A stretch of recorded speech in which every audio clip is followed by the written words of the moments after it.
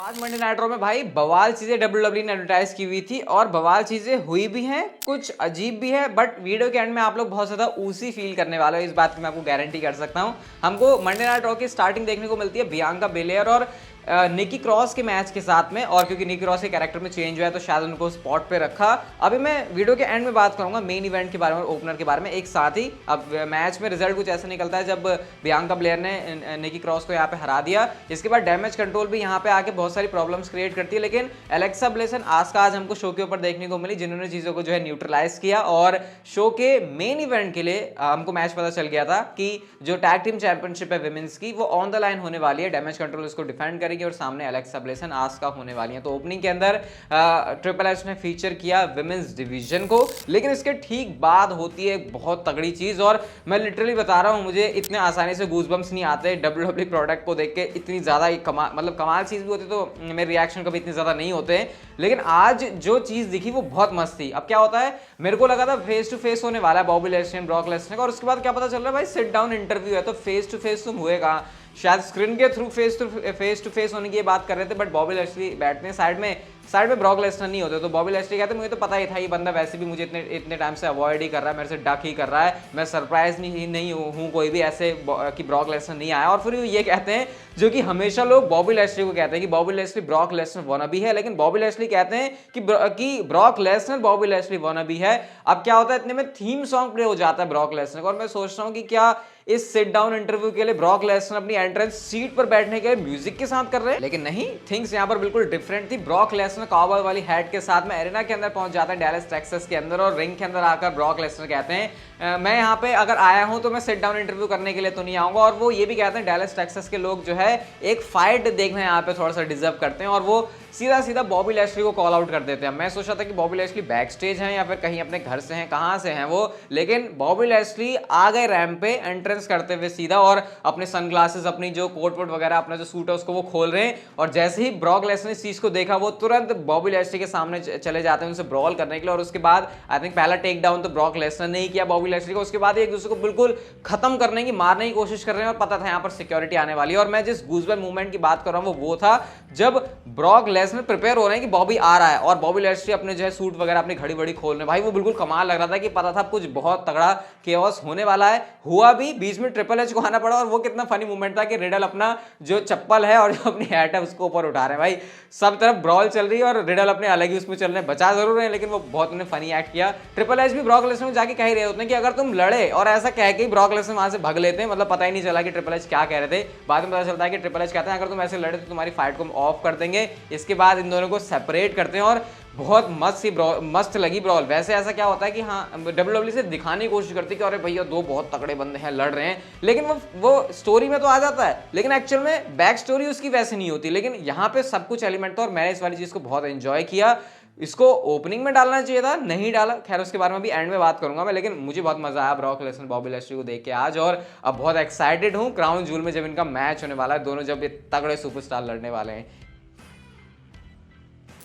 इसके बाद गाइस हमको अगला मैच देखने को मिलता है Seth Rollins and Austin theory के बीच में, एंड ऑब्वियसली बात है सेथ रॉलिंस का स्टॉक हाई चल रहा है, मैच में वो हार नहीं सकते थे, लेकिन पूरे मैच में रेसलिंग क्या हो रही है उसके ऊपर मेरा फोकस जा नहीं रहा था। मेरा फोकस जा रहा था सिर्फ सेथ रॉलिंस के बाल के ऊपर, जो कि उन्होंने सच में ब्लॉन्ड तो करवा लिया, लेकिन वैसे ही जैसे वो शेमस की वेडिंग में गए थे, कोई एक साइड से उनकी ब्लॉन्ड स्ट्रीक नहीं है, बल्कि उन्होंने नीचे से पूरे ब्लॉन्ड करवा लिए। तो मैं उसके ऊपर फोकस नहीं कर रहा था मैच में क्या चल रहा है, मेरी नजर थी सेथ रॉलिंस के बालों के ऊपर। मुझे लग रहा था कि यार सेथ रॉलिंस वैसे भी इतने ज्यादा ड्रिप गॉड बने रहते हैं, सच में कलर करवा लेंगे, और उन्होंने करवा भी लिया है।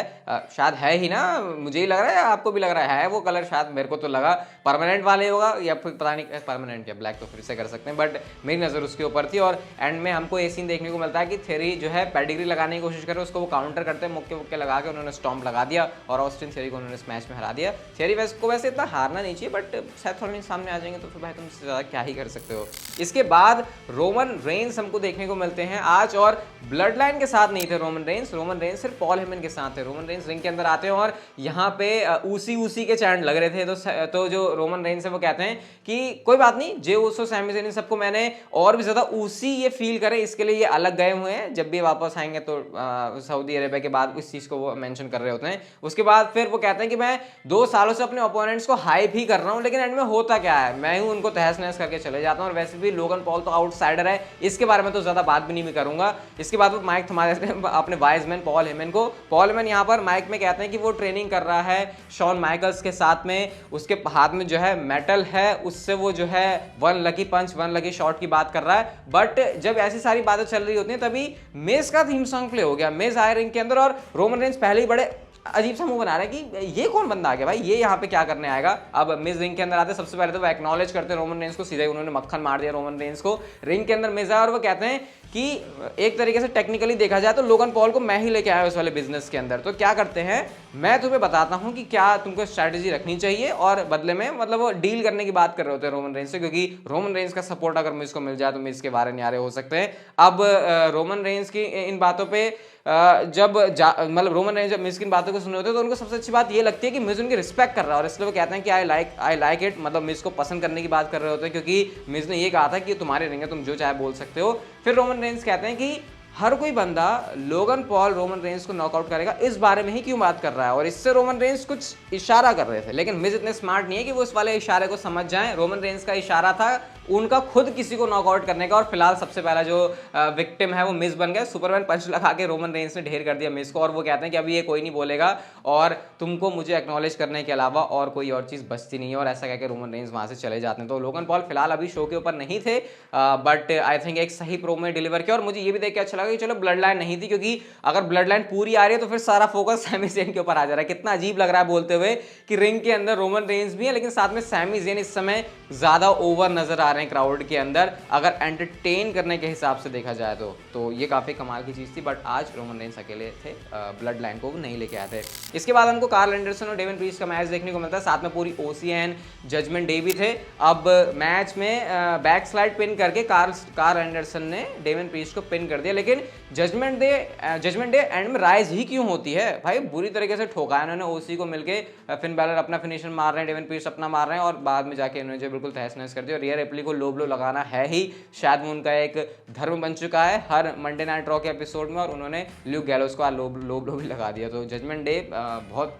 तगड़ी बुकिंग पे चल रही है, आज की मंडे नाइट रॉ को देखकर भी यही लगा। इसके बाद मैं कह सकता हूँ शो के ऊपर सबसे वाहियात चीज जेबीएल आते हैं, बहुत बकवास कर रहे हैं भाई, बहुत मैं पक गया वो बकवास सुन के। और वो बकवास कम थी क्या कि उसके बाद कॉर्बिन ने आके भी बकवास की। ये मुझे बिल्कुल पसंद नहीं आ रहा है, ये ऐसा लग रहा है कि बस बोलते ही जा रहे हैं, बोलते ही जा रहे हैं, बोलते ही जा रहे हैं।